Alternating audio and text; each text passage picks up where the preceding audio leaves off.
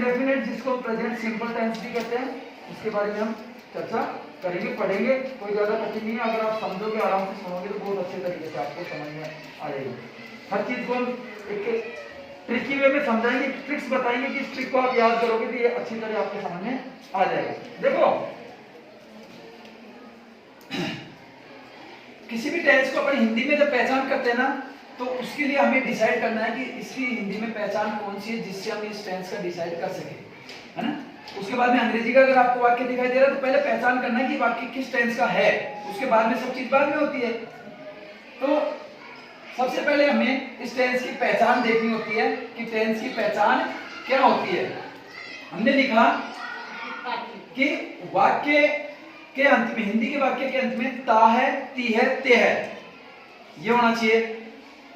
हिंदी का वाक्य हम जब ढूंढ लेंगे भाई ये ता ती आ रहा है तो इसका मतलब हमें पता चल जाएगा कि प्रेजेंट सिंपल या प्रेजेंट इंडेफिनिट है, ये टेंस है।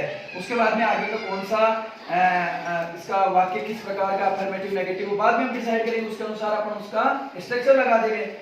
ये चीज हमने यहाँ पे सीखी। इसके बाद में अंग्रेजी में जो पहचान होती है, वो पहचान अंग्रेजी की क्या होती है? अंग्रेजी की पहचान होती है कि उस वाक्य में आपको पूरे 12 टेंसों में केवल एक टेंस ऐसा दिखाई देगा जिसमें आपको वर्ब की फर्स्ट फॉर्म बिना किसी हेल्पिंग वर्ब के दिखाई देगी अफर्मेटिव वाक्य में, है ना। और अफर्मेटिव वाक्य में ही अगर सिंगुलर सब्जेक्ट होगा तो वहां पे वर्ब की फर्स्ट फॉर्म के साथ में एस या ईएस दिखाई देगा अफर्मेटिव में। नेगेटिव और इंट्रोगेटिव को तो आप पहचान लोगे, इसकी हेल्पिंग वर्ब आ जाएगी टू के साथ में। केवल इस अफर्मेटिव में आपको समस्या आती है। अफर्मेटिव में क्या समस्या आती है कि वहां आपको हेल्पिंग वर्ब दिखाई नहीं देती है। तो हम आपको बताएंगे कि जब अफर्मेटिव में हेल्पिंग वर्ब नहीं आती है सिंगुलर सब्जेक्ट के साथ, सिंगुलर सब्जेक्ट के साथ क्या आता है? डज आता है। क्या आता है?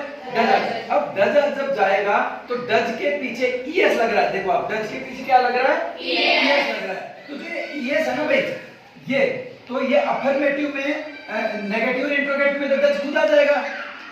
देखो मैंने लिखा कि अफर्मेटिव और इंट्रोगेटिव में तो डज खुद आ जाएगा, लेकिन और उसके साथ में वर्ब की फर्स्ट फॉर्म आएगी।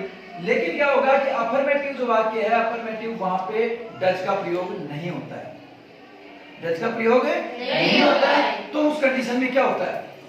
उस कंडीशन में ये होता है कि डज के स्थान पर, अब देखो इसके पीछे ऐसे ही लग रहा है, ये लग रहा है, तो डज के स्थान पर वर्ब की जो फर्स्ट फॉर्म आती है यहाँ पे, उसके साथ में एस या ईएस का प्रयोग किया जाता है। समझ में आ गया? आपको इसको समझाने के एक तरीका मैं बता रहा हूं कि दो परिवार होते हैं। कौन होते हैं? दो परिवार होते हैं। उसमें एक परिवार में एक ही सदस्य है, एक ही सदस्य है बाबूजी, और एक परिवार में एक बाबूजी भी है, उनका बच्चा भी है। अब जैसे यहाँ पे ये जो डू है, इसको अपन क्या मानेंगे? वो बाबूजी मानेंगे जिनकी कोई परिवार में सदस्य नहीं है, कोई संतान नहीं है, और इनके संतान है। अब इसकी संतान कौन सी है? डू के पीछे कुछ भी नहीं है। अब इसकी संतान हो गई ईएस। क्या हो गया भाई? ईएस। अब कहीं पे खाना खाने का न्योता है, तो क्या होता है कि परिवार में से एक का न्योता आता है तो जो मुखिया होता है वही जाता है। अब यहाँ पे तो क्या हुआ कि इसके दोनों बाहर गए हुए थे। अब इस कंडीशन में तो क्या होगा, इसके यहाँ से खाना खाने कौन जाएगा? कोई नहीं जाएगा, क्योंकि इसके कोई संतान है ही नहीं। तो इसीलिए इसके पीछे V1 के पीछे कुछ भी नहीं आया। समझ में आया? और इसके यहाँ पे भी एक जने का जीवने का न्योता आया। अभी जो बाबूजी थे ये थे नहीं, तो उनके स्थान पे उनका जो बच्चा है वो चले गया। तो यहाँ पे इसके स्थान पे एस या ईएस का प्रयोग हो गया। समझ में आगे? ये अच्छी तरह इसमें यही कंफ्यूजन है और कोई भी कंफ्यूजन नहीं है इस टेंस में। इसको आप दिमाग में अच्छी तरह बैठा लो। बैठ गए कि यहाँ पे कोई संतान नहीं है।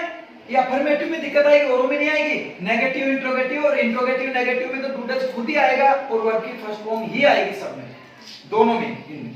लेकिन आपको समस्या आएगी केवल अफर्मेटिव में। तो मैंने समस्या का सॉल्यूशन आपके लिए कर दिया। बहुत अच्छे तरीके से इसको समझाने की मैंने कोशिश की है। ये एग्जांपल एक फनी एग्जांपल है एक तरह से, जिसको अपन याद भी रख सकते हैं, इसमें समझ में भी आ जाएगी। डू के कोई संतान नहीं है, एक आदमी का न्योता, मुखिया बाहर गया हुआ है, तो उसके स्थान पे कोई नहीं जाएगा। मतलब वहां पे केवल V1 ही रहेगी। यहाँ मुखिया का निमंत्रण है, मुखिया की जस्ट नीचे वाला जो बच्चा है कोई भी उसके वो जिमने के लिए वहां पे जाएगा, मतलब यहाँ पे ऐसे या एस वर्ड की फर्स्ट सब लग जाएगा। अब हमें ये कैसे पता चले कि भाई यहाँ पे जो है वो प्लूरल जो नाउन है, प्लूरल नाउन के साथ में, प्लूरल सब्जेक्ट के साथ में डू आएगा, सॉरी, और सिंगुलर सब्जेक्ट के साथ में डज आएगा। इसको भी याद रखने का मैंने एक छोटा सा तरीका आपके लिए बनाया है, आप उसको जान जाओगे तो ये डज में भी कंफ्यूज नहीं होंगे कि प्लूरल के साथ डू आएगा और सिंगुलर के साथ डज आएगा। तरीका ये है कि देखो कोई भी प्लूरल जब बनता है ना, कोई भी प्लूरल जब बनता है तो प्लूरल कैसे बनता है? प्लूरल जो नाउन होता है, प्लूरल कैसे बनता है? वो ऐसे बनता है कि प्लूरल बराबर सिंगुलर प्लस एस या ऐसे बनता है ना। और ये अधिकतर ऐसे बनता है, कुछ कंडीशन में नहीं बनता, जैसे चाइल्ड का चिल्ड्रन हो गया वहां से एस नहीं लगा, लेकिन अधिकांशतः क्या होता है कि सिंगुलर नाउन के साथ में एस या ईएस का प्रयोग किया जाता है, सिंगुलर सब्जेक्ट के साथ में एस या ईएस लगा के प्लूरल सब्जेक्ट बनता है। अच्छा, और सिंगुलर में क्या है? सिंगुलर में ऐसे ईएस लगता ही नहीं, क्योंकि सिंगुलर तो खुद ही हुई है ना भाई, प्लूरल बनाने के लिए ऐसे ईएस लगता है, तो इसका मतलब यहाँ एस या ईएस लगे, यहाँ एस या ईएस नहीं लगेगा ना सिंगुलर में, तो एस या ईएस नहीं लगेगा। समझ में आया? समझ में आ गया क्या?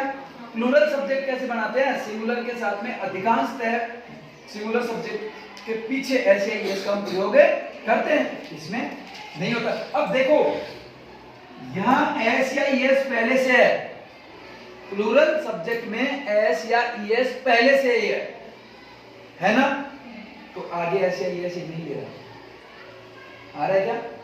केवल याद, इसको याद करने का तरीका ये, नहीं आ रहा ना? नहीं आ रहा। यहाँ पे एस या ईएस नहीं है तो यहाँ पे, इसको भी याद करने का एक फनी तरीका, एक ट्रिकी तरीका है कि व्यक्ति जो होता है ना, कोई भी बच्चा जीवन में, आदमी, वो एक ही बार ऐस कर सकता है। मैंने एक बार समझाया था आपको कि अगर आप अभी पढ़ रहे हो, अभी आप मेहनत कर लोगे कठोर, ऐस नहीं करोगे तो बाद में पूरी जिंदगी आप क्या करोगे? ऐस करोगे। ऐस कितनी बार हुआ? एक बार। और अभी जो बच्चे इस उम्र में मौज मस्ती कर रहे हैं, ऐस कर रहे हैं, वो बाद में ऐस कर सकते हैं क्या? नहीं कर सकते ना। तो ऐस कितनी बार हुआ? एक ही बार। इधर इसमें पहले से यहाँ पे आ रहा है, तो इधर ये क्या करेगा? दुख पाएगा, मतलब ऐस नहीं है। इधर इस बंदे ने ऐस कर लिया, इधर क्या करेगा? दुख पाएगा। और यहाँ पे या सिंगुलर में इसमें ऐसे ऐस नहीं किया, मतलब इसने ऐस नहीं किया, इसने मेहनत की, तो आगे यहाँ पे क्या कर रहा है? सुख पा रहा है। आई बात समझ में? यहाँ पे प्लूरल में पहले से ऐस हो रहा है तो बाद में दुख हो रहा है। यहाँ सिंगुलर सब्जेक्ट में यहाँ पे ऐस नहीं किया इसने, मतलब इसके पीछे ऐसे ऐस नहीं है, तो ये बाद में ऐस करेगा। ये इसके पीछे क्या लग रहा है? ऐसे ऐस लग रहा है। याद करने का तरीका समझ में आया आपके? आ गया? देखो आगे देखो, अब ये बाद में देखेंगे, पहले कुछ ये देखते हैं, इनको देखते हैं, इसको एक बार। अब यहाँ पे हमने वाक्य बनाए, वाक्य बनाए। यहाँ पे अफर्मेटिव का एक वाक्य मैंने बनाया है, तो देखना आप। राम रोज खाना खाता है। राम रोज खाना खाता है। हमें ढूंढना सबसे पहले कि ये कौन सा टेंस है, तो ये ताहे लग रहा है हमारे पास, ताहे आ रहा है। हमने डिसाइड किया कि ये प्रेजेंट सिंपल या प्रेजेंट इंडेफिनिट टेंस है। अब इसके बाद में ये देखना है कि अफर्मेटिव है, नेगेटिव है, या कौन सा है। नहीं शब्द नहीं दिखाई दे रहा, क्या भी नहीं दिखाई दे रहा, इसका मतलब ये तो अफर्मेटिव है। अफर्मेटिव है। अफर्मेटिव का जो स्ट्रक्चर जो होता है वो आपको सबको पता है, हमने बता रखा है। सबसे पहले सब्जेक्ट आता है, फिर हेल्पिंग वर्ब आती है, फिर मेन वर्ब आती है, फिर ऑब्जेक्ट आता है, फिर एडवर्ब आता है। अब चूंकि मैंने आपको ये लिखवाया कि इसके अफर्मेटिव में हेल्पिंग वर्ब तो नहीं आएगी, हेल्पिंग वर्ब आएगी क्या? नहीं आएगी। यहाँ पे हमने समझाया था। तो सबसे पहले आप सब्जेक्ट तो लिखो। सबसे पहले हमने सब्जेक्ट लिख दिया, राम। अब राम के बाद में हमें क्या लिखना था? Helping verb. तो यहाँ पे ये राम के साथ डज लिख देते, क्या? डू या डज जो भी है।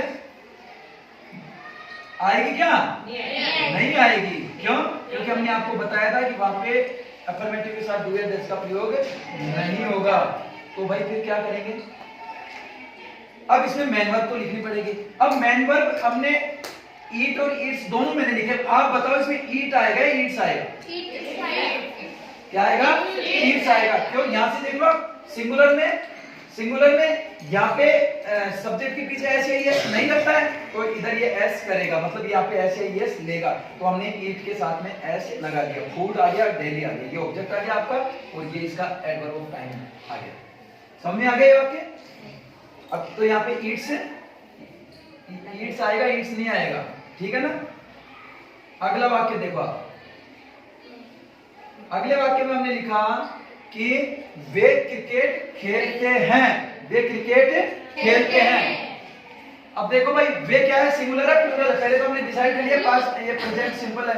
अब वे सिंगुलर है, प्लूरल है? प्लूरल है। ये भी डिसाइड कर लिया कि नहीं भी नहीं आ रहा और क्या भी नहीं आ रहा, इसका मतलब अफर्मेटिव वाक्य है। तो देखो यहाँ पे सब्जेक्ट आएगा दे, इसके बाद में हेल्पिंग वर्ब आएगी क्या? अफर्मेटिव में हेल्पिंग वर्ब नहीं आएगी। तो अब हमें लिखना है मेन वर्ब। अब मेन वर्ब में मुझे बताओ कि ये वर्ब की फर्स्ट फॉर्म आएगी या वर्ब की फर्स्ट फॉर्म में एस या एस लगेगा? फर्स्ट फॉर्म ही आएगी। क्यों? ये केस देखो, यहाँ पे इसने पहले एस कर रखा है, तो दोबारा यहाँ पे एस नहीं कर पाएगा। तो यहाँ पे अब ये भी प्लूरल सब्जेक्ट है, ये प्रोनाउन का रूप है प्लूरल। ऐसे ये जो लगता है वो नाउन के साथ में लगता है। जो प्लूरल का प्रोनाउन का जो प्लूरल रूप है वो भी उसी श्रेणी में आएगा, प्लूरल की श्रेणी में। तो यहाँ पे जब एस है तो यहाँ पे एस नहीं कर पाएगा, अर्थात यहाँ पे ये नहीं आएगा, केवल दे प्ले क्रिकेट ही रहेगा।